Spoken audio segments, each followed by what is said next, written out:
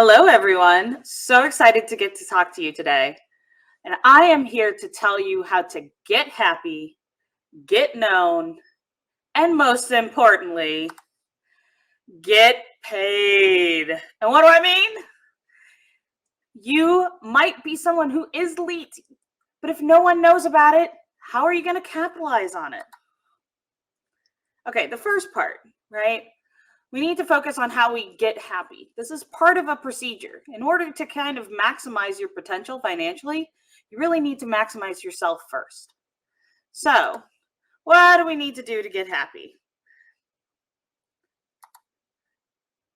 A little bit of my story. All right. So, I was the very, very studious child, always kind of the straight A kid, kept that up through college. Not the straight A's, but the studious. And then I was kind of faced with the first time in getting in the real world. And oh, honey, it was a dumpster fire. My first job was a job I absolutely hated, but I took because I needed to.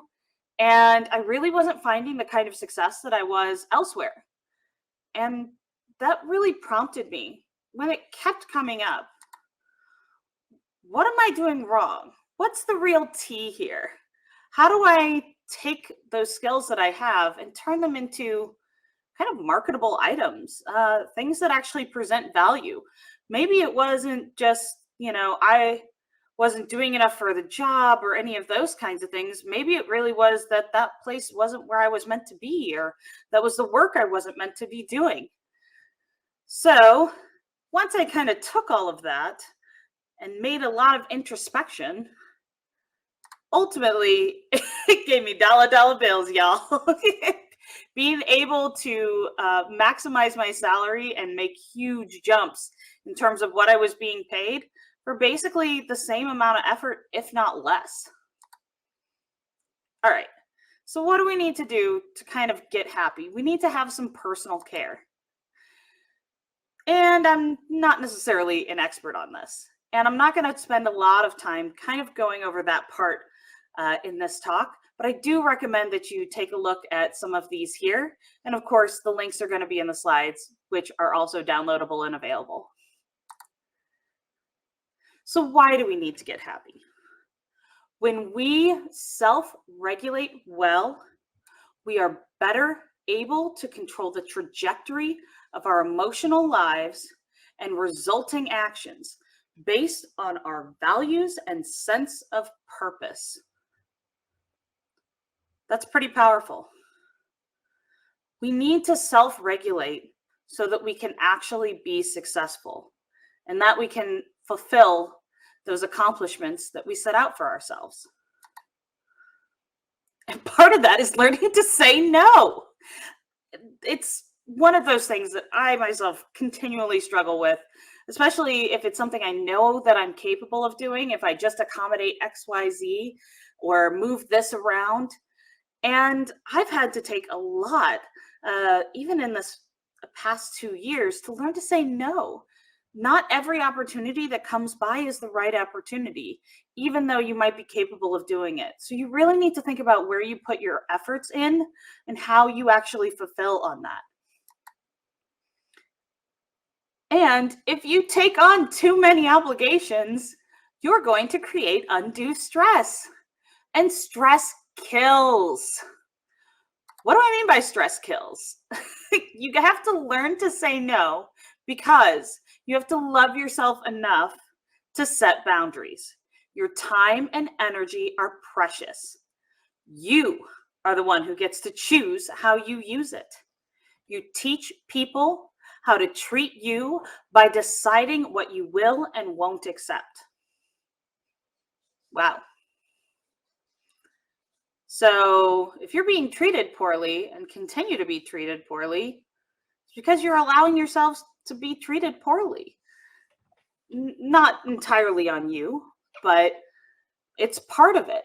So you have to set boundaries. You have to set what you're willing to do. This is hard. Don't judge yourself. Ooh, I'm not particularly great at this one myself. Raise your hand internally if you're someone who's constantly judging yourself against others, people who are younger than you, who have more achievements, people who, it might be stars in a particular field that you want to, and, you can't honestly say that you can lay down all your problems in a room with everyone else and somehow pick up someone else's problems and they're any less than yours. So don't judge yourself for it. But here's some thoughts around it. Be kind to yourself.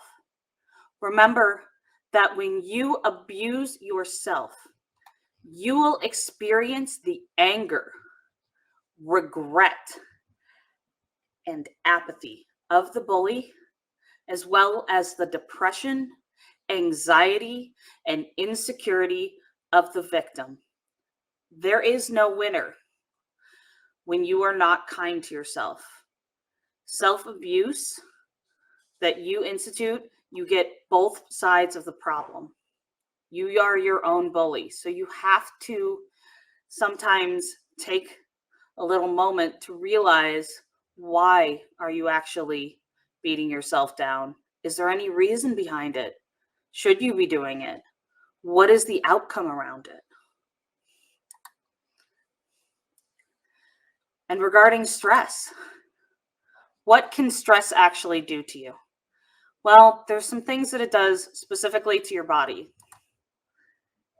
It can cause sleep problems.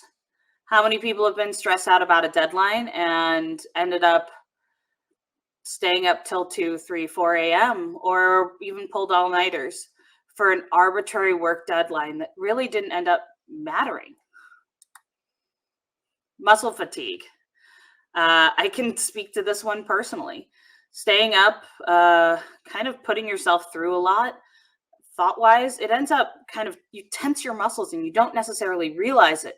And so you end up just completely beat from stress. It's a physical response. Headaches.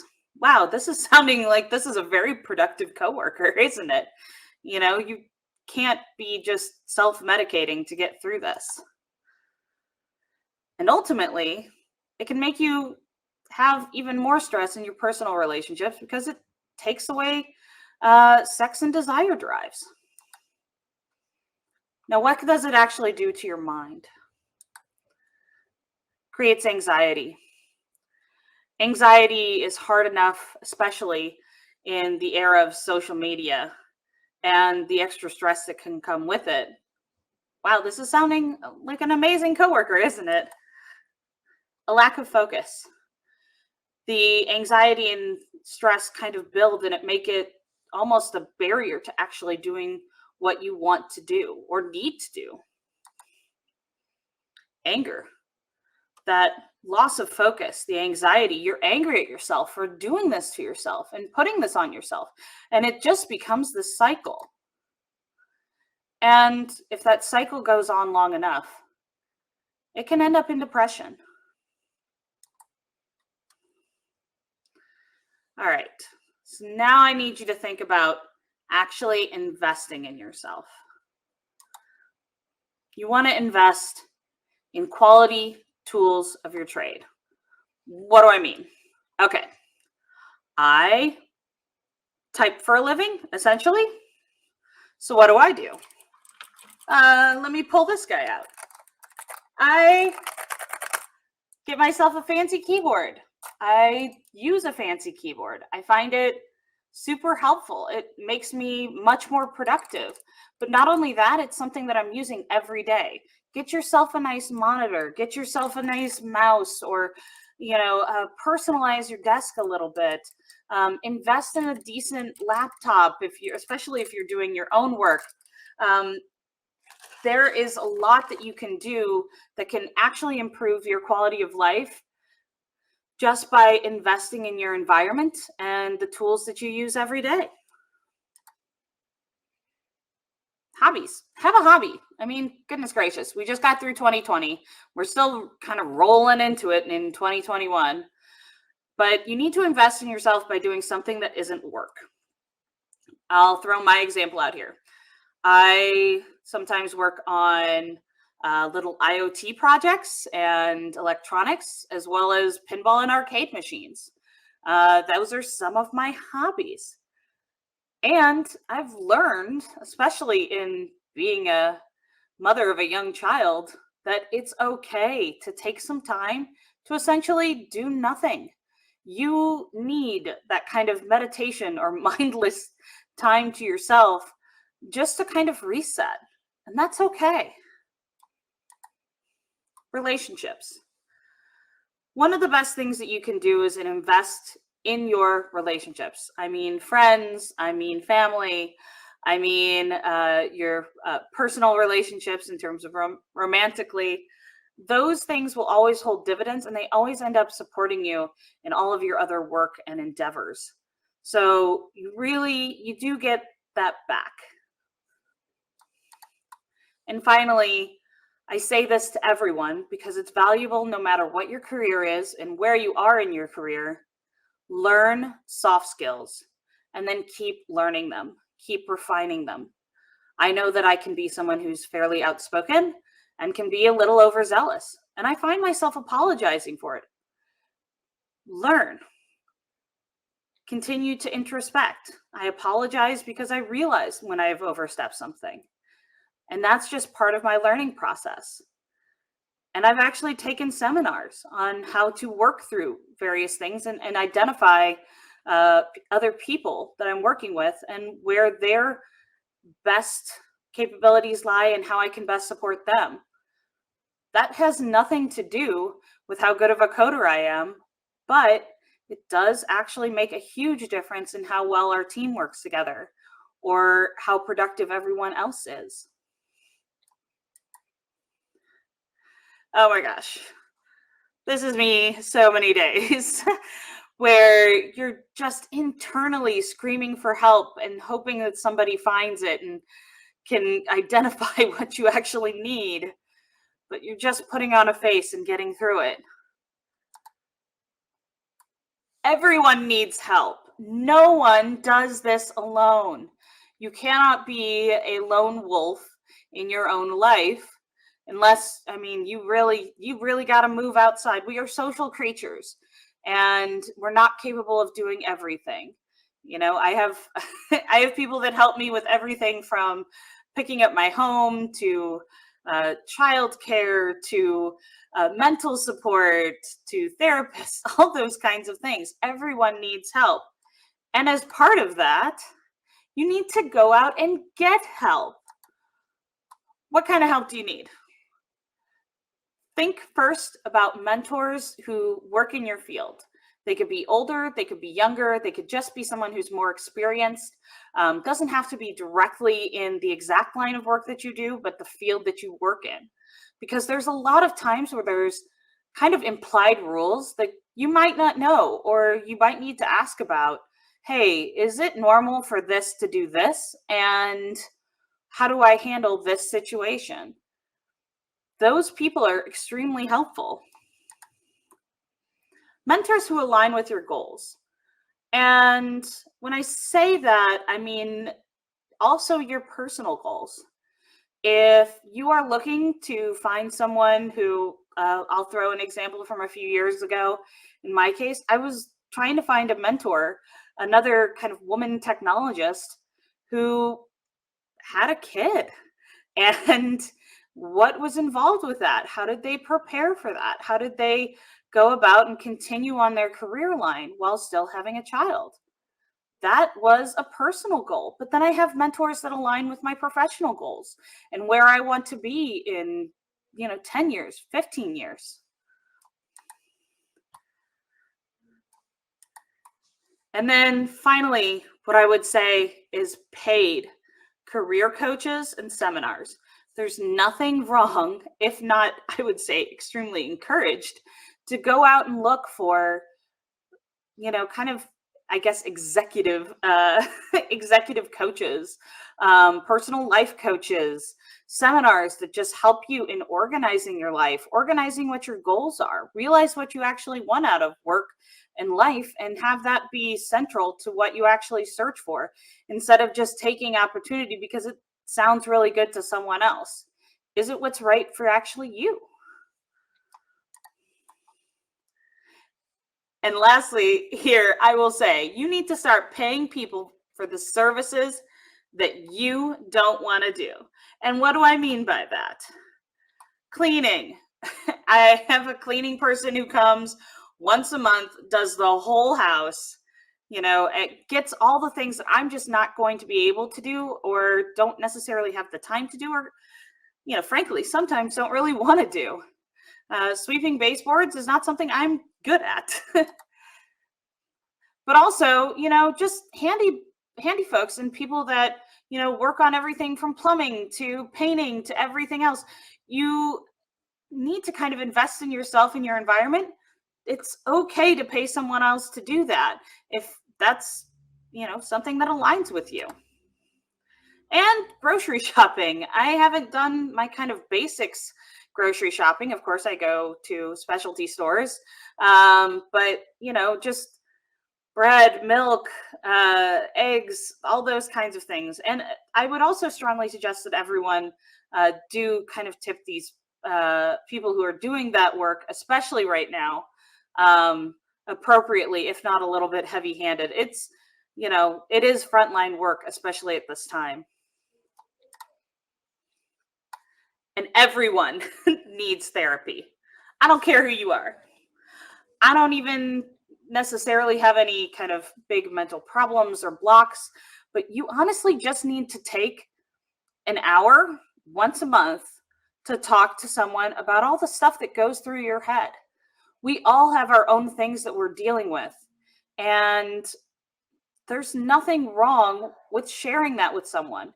And sometimes it needs to be someone who isn't a friend, who isn't family, who can't judge you by other contexts, who can only judge you based off of what you present to them, and have them actually ask deep questions about whether or not things are going the way that you anticipated. It can be really helpful and insightful and get you outside of your own head sometimes. All right. Now we've worked on ourselves. How do we work on other people getting to know who we are? And by that, I mean, if no one knows how good you are, you're not really that good. It's kind of a shame to say it. I understand. But if no one really knows how good you are at whatever you do, they aren't going to assume that you're that good. And part of that is you need to create some of the elements that I'm going to talk about in just a moment. You need to get known. And by that, I mean create a personal brand. Personal branding is all about your unique promise of value and what you bring to the table. It's also about getting your potential clients to choose you as the only solution to their problem. Let's break that down for a second. It's about the promise of the value you bring, and then becoming the only solution in their mind. Hiring is really interesting, but also personal branding extends beyond just the professional workplace. I do a lot of speaking on a variety of topics. This one happens to be much more of a soft talk, but part of that personal brand travels with me every day in technical talks, in kind of larger discussions that might happen in my company. It's this assurance that everyone else can kind of see and experience just from what I put out there and what I exude. And, we'll talk a little bit about how to actually craft what is your personal brand.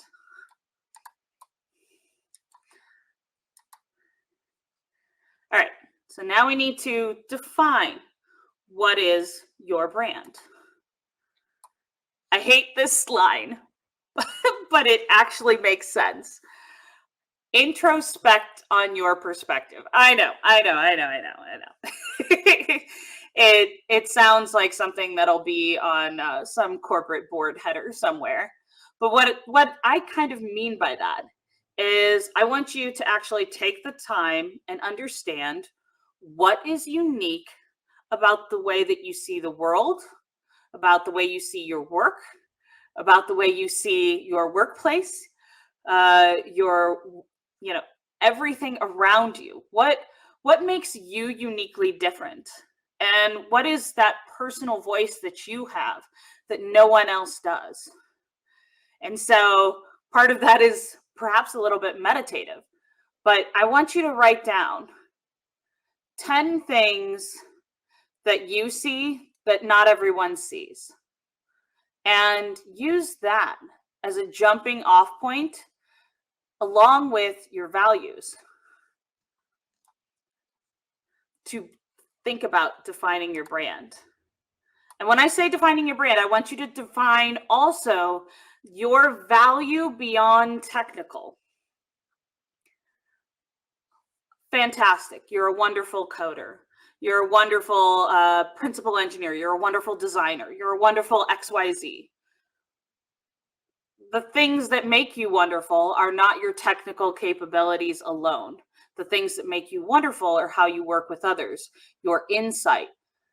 I will tell you that the world is kind of changing, and we are seeing that kind of the code monkey job is becoming its own avenue, right? It's going to become its own kind of level of high-end blue-collar work at some point.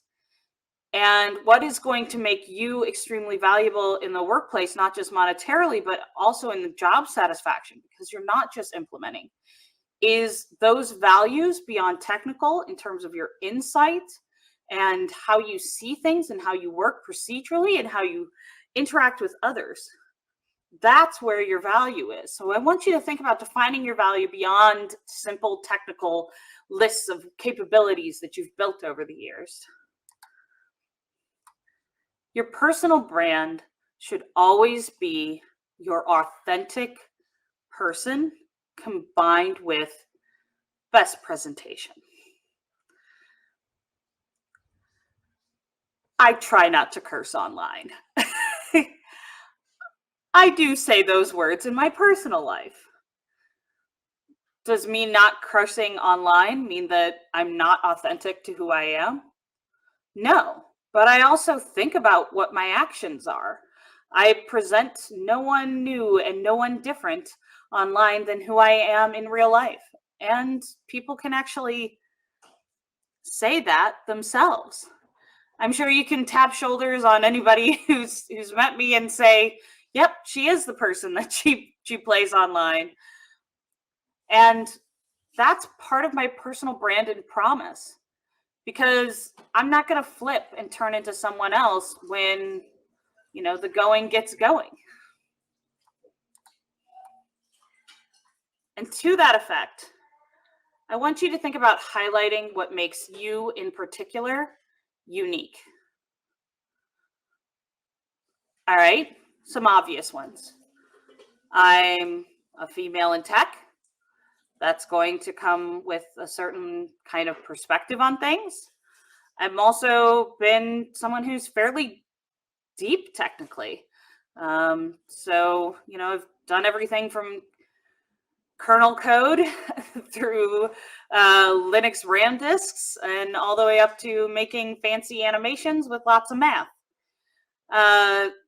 Those are more in the technical side, but I think what also makes me unique is my work in community.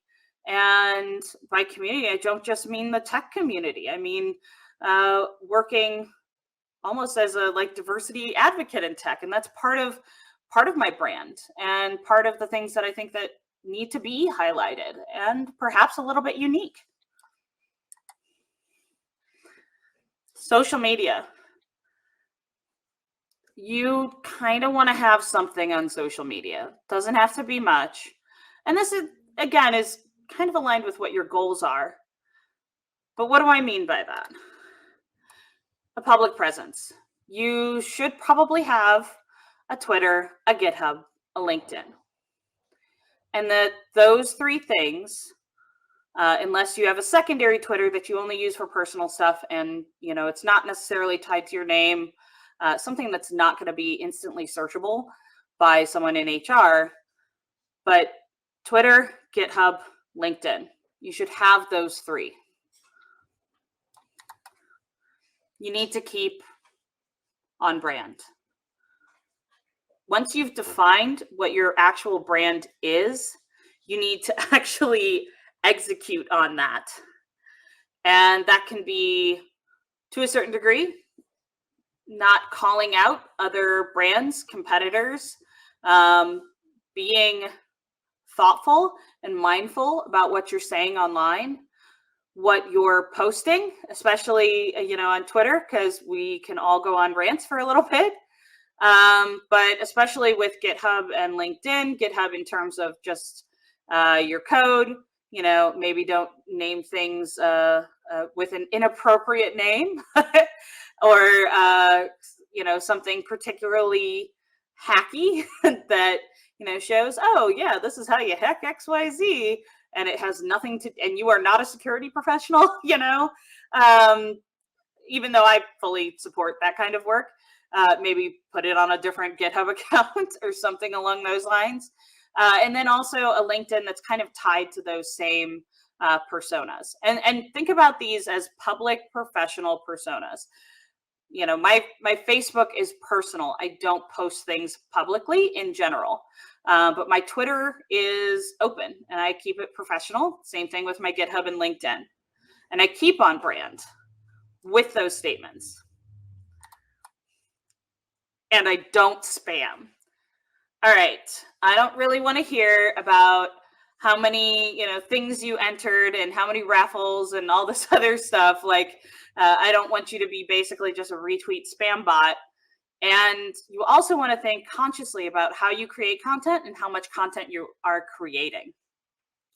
So it probably doesn't make sense to post every 20 minutes because you're not going to have something unique in general while having another job every 20 minutes.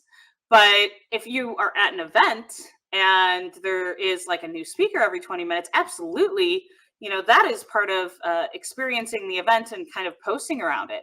But just think about what you're actually putting out there.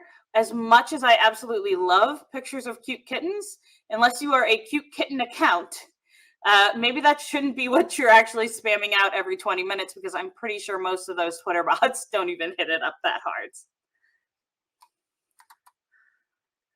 Check yourself before you wreck yourself. Okay.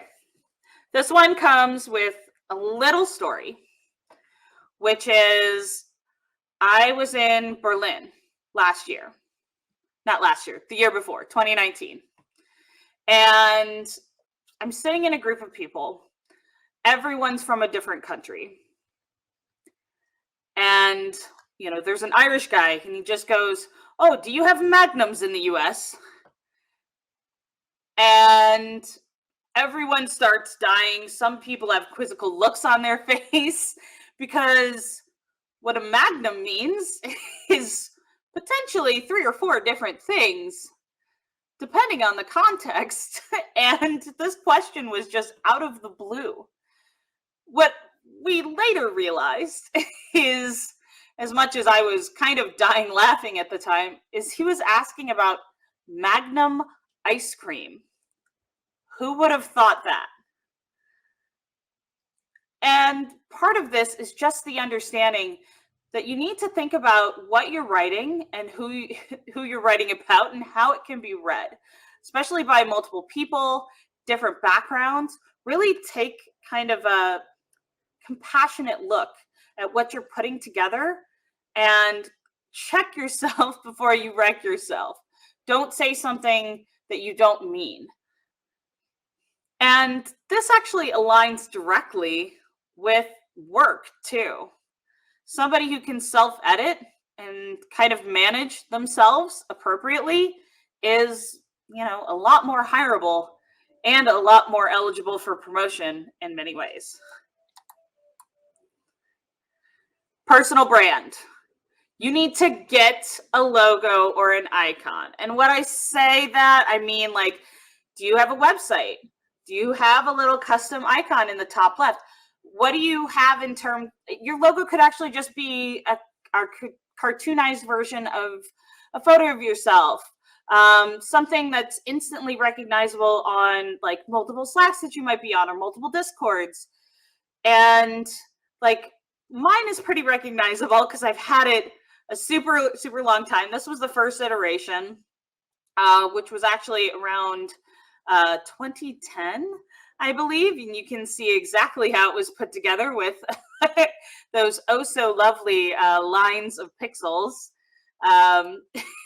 This is the more modernized version, although not maybe appropriately scaled. It's vectored. It's vector graphics.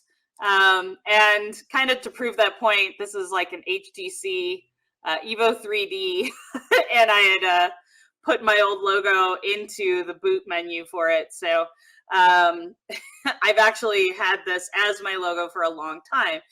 You don't have to do this for like whatever area you're in, but just have something that's small and easily brandable for you to be able to put on stickers, on websites, on cards, something that says uniquely you, right? I'm an Android developer who's kind of loud. I listen to a lot of headphones. I'm always wearing pearls. You could identify me based off of this picture and a lot of things about me just based off of that. So, you know, it's probably a good idea in some regard. All right, so you're an adult. I assume everyone who's here is actually an adult, right? So take a real headshot. Oh my goodness, y'all. How many terrible LinkedIn headshots can I possibly see? How many times do I see something that, you know, you've got like a million things going on in the background, you've got sunglasses on your face or like something partially covering, you know, it's great that you go and you do those things, but it really doesn't present super professionally. And you might have a time where you're asked for headshots because a lot of companies do headshots of just the people who are on their staff. And I'm sure you can find a white, a beige, a basic wall somewhere. Make sure your hair looks reasonable and just take a nice looking professional photo that you can use in a variety of areas. And that potentially, just like I said earlier, you could use to then create some sort of icon or, you know, little memorable item. So yes, you're an adult, you have a nice phone, or you know someone with a nice phone that you can take a decent headshot. So please, please, please do it. Personal branding is also thinking about touch points. Touch points are actually, how do you reach out to others? What are like the items that connect you with someone else or connect you with your field? And for me, those items have been a combination of community and physical items and just kind of where my personal passions are around creating and making. So, you know, I've made my own costumes and vinyl dolls and LED badges and 3D printed items, and I've made my own shoes. And I am kind of known as a little bit of a swag lady because I'm always bringing items to share and kind of talk about my own passions and create items that other people end up sharing and meeting other people about. One of the coolest things happened a number of years ago, which was someone had one of my stickers on their laptop at WWDC, Mind you, I'm an Android developer. And one of my coworkers at the time actually ran into that person with their laptop up and said, "Oh, hi, how do you know Stacy?" And they ended up connecting and creating a whole other relationship. And that's actually part of what I consider a little bit of my personal brand and my values. So that's where kind of my touch points align. And I think about how the things I'm doing for other people or how I can connect other people through my own passions, and really, be a gateway for other people and how that aligns.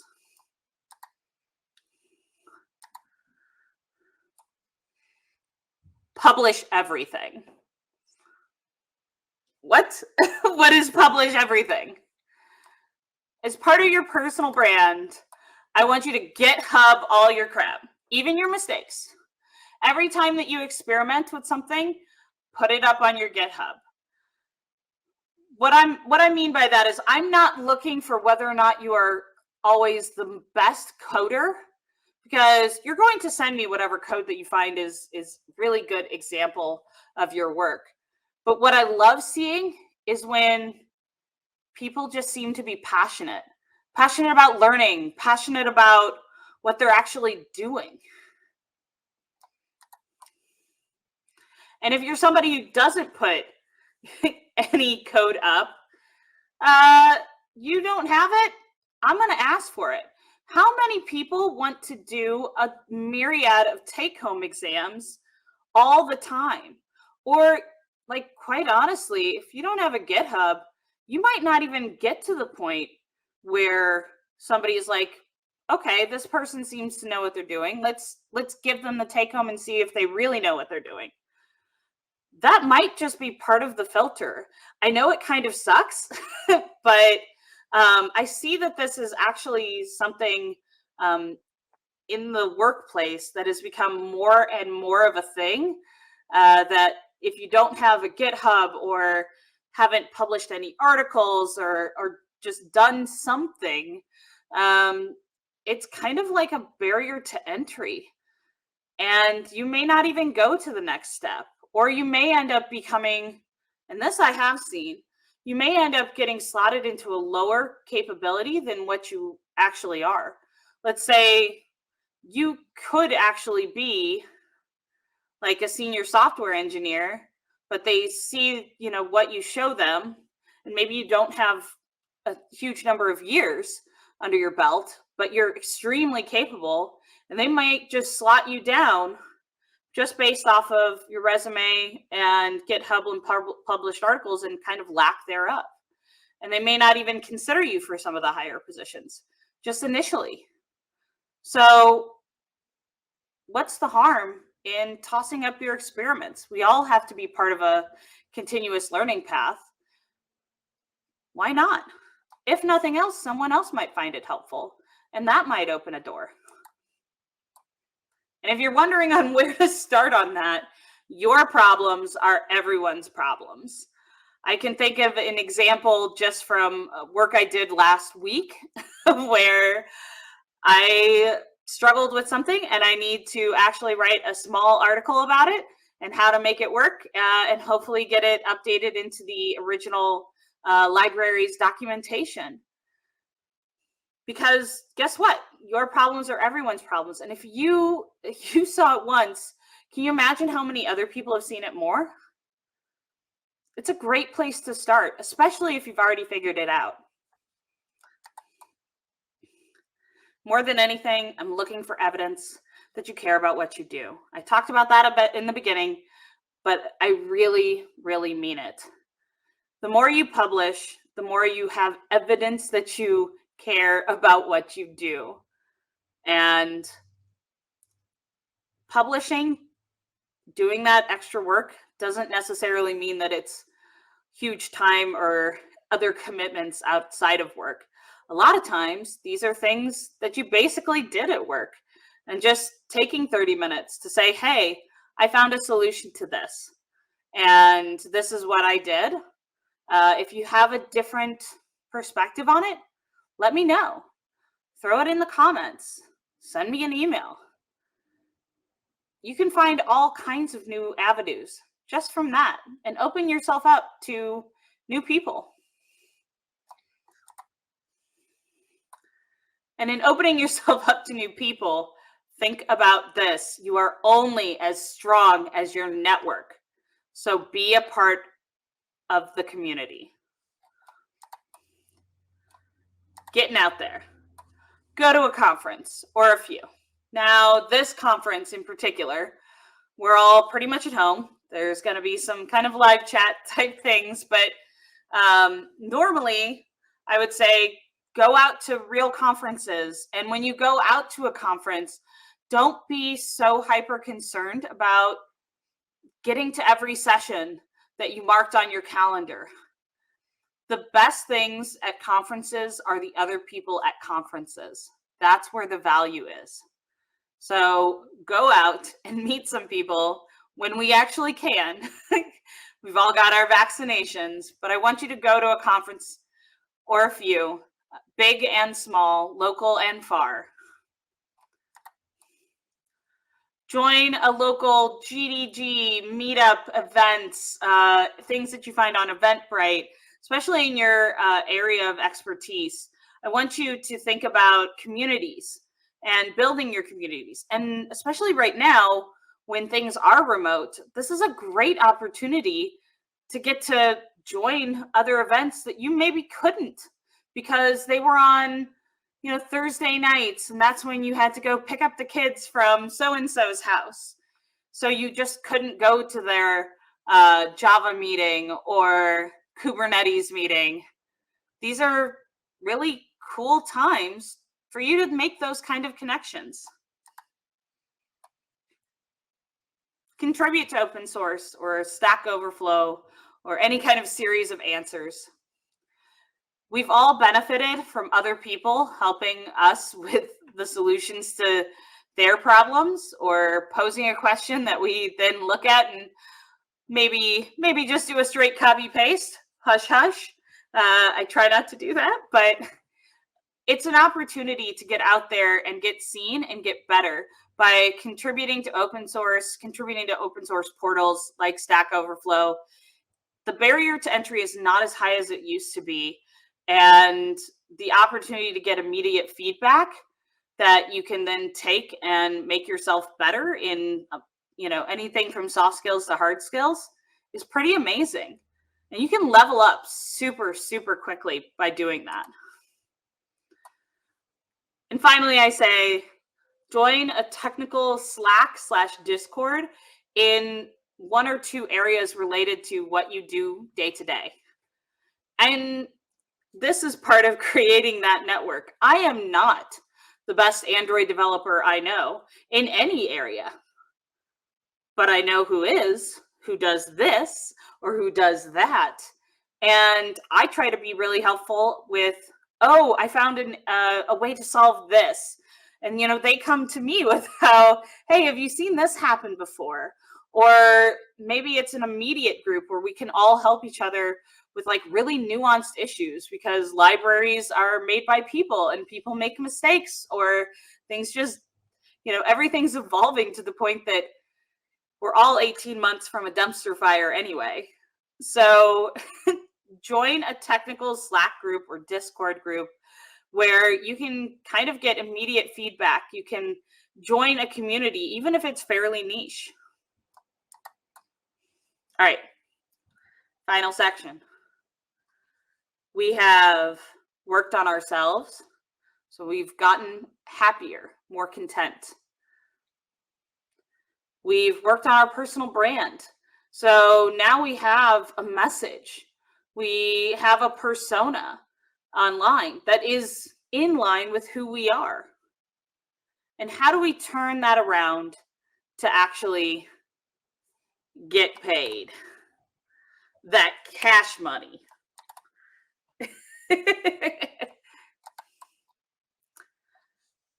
I hate this saying, but the reality is true.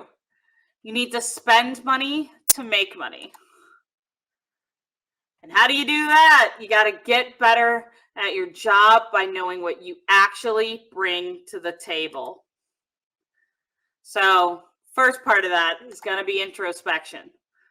And this is actually helped introspection, not just you assessing yourself, but you working with somebody professionally in a career type setting to actually get better. And I would start personally with DISC, with a facilitator, someone who can work through the various modules and things with you to help you realize what you're not paying attention to. It's not what you're doing wrong. It's what you're not paying attention to. My leadership style is very much, I am right in the dead center of DI. That means that I am somebody who is very direct, but I also tend to be someone who's fairly inspirational. So I can be a little harsh for some, and I can just be, a great team maker for others. But it also means that I tend to speak over people, and I'm not always as good of a listener as I should be. And those are things I have to look out for and work on consistently every day. I tell you, I am fighting with myself to be quiet, to be a better listener, to be someone who is a better supporter of others rather than constantly seeking the spotlight. It's made me a better person in working with other people. I can see the value of other people that I never saw before, not just professionally, but personally as well. I said this earlier, an executive or career coach. You really need someone who is with you on your journey to provide consistent assessment of your skills and situation. Are you paying attention to the things that you need to pay attention to for yourself or for the business, and how yourself aligns with the business? Don't tell me that I just write code. What the heck does that mean to the business? Everything you do, they are paying you because it makes sense to a business. Why else would they hire you? If you weren't contributing to the bottom line, why would they even pay you any money? I don't understand. And with that, you need to know, what are you doing that's contributing to the bottom line? What are you actually putting in terms of your situation where you can elevate yourself, your skills, and other people that you work with? They know how to work in an office. They know what those things are, and they can provide you that consistent assessment of your skills and situation. Sometimes I even have situations where, I'm a female in tech and I hear something or something gets said to me, and, I'm like going, do I need to freak out about this right now? Or is this something where, it's fairly normal and it was taking it out of context, or I'm putting a bunch of other things on there that might not be there? Or do I, how do I approach this in terms of talking to someone about when they were inappropriate or anything like that? They can provide a lot of feedback to help you navigate what is sometimes very tricky situations. Negotiation. Negotiation isn't something that only exists when you start a new job. It's consistently part of when you work anywhere or take on work anywhere. Don't bargain yourself down before you get to the table. This is huge. I hear this all the time. So many people go, oh, I'm not worth that much money. Oh, you make that much money, but I don't need to make all that money. I don't need to do X, Y, Z. Why are you bargaining yourself down? Why are you already saying that you're not willing to accept what market rates are for what you're doing? Why are you already devaluing yourself?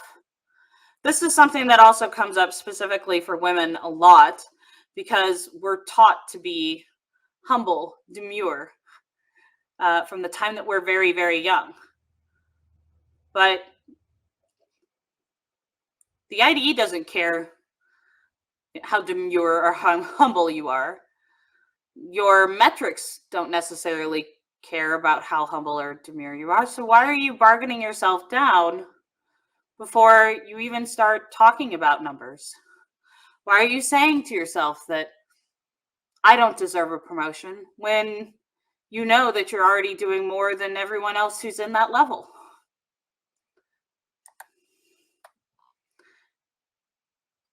And kind of once you've made that assessment, a negotiator should observe everything. You must be part Sherlock Holmes, part Sigmund Freud. You need to understand where your value is and what they're looking for. You need to know, hey, maybe they're in a bind and your skill set is the only thing that can get them out of it. So you need to understand what they're thinking and also do your homework. Understand where the business is going before you ever go in for an interview, before you even speak further. Investigate the company a little bit. That is going to pay dividends in any interview that you do, because it also is going to show you whether or not it's even work that you're going to be interested in or that you're going to be interested in long term. All right, the art of negotiation. You need to prepare. You need to find your market value, why you are a premium. Like I said earlier, why are you needed? Where is this company going? Why are they even looking at you? And how do you actually package that? Because you want to get the maximum for yourself as to what you're providing. At the end of the day, you're contributing to the bottom line, and your salary should reflect that to a certain degree.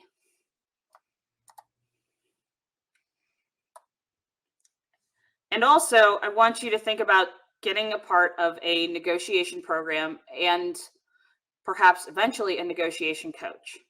I can tell you that in a past job, going through and doing this work, that I was able to get